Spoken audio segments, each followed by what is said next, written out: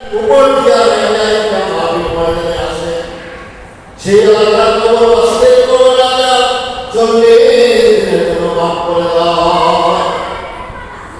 কাজেই আপনাদের আমাদের আপনজন যারা কবরবাসী হয়ে গেছে, তারা কি অবস্থায় আছে, কোন হালাতে আছে আমরা জানি না।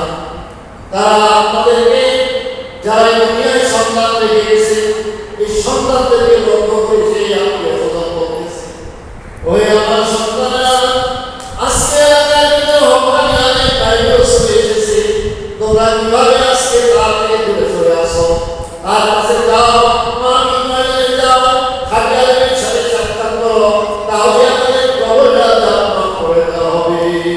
আমরা একটু আশাই পাইতে পারি। প্রিয় এলাকাবাসী, আপনারা চলে আসো, হকানিয়ার বাইরেও আজকে আপনাদের সামনে উপস্থিত হয়েছে। কাজেই আপনারা অনুপস্থিত থাকবেন না, অযথা সময়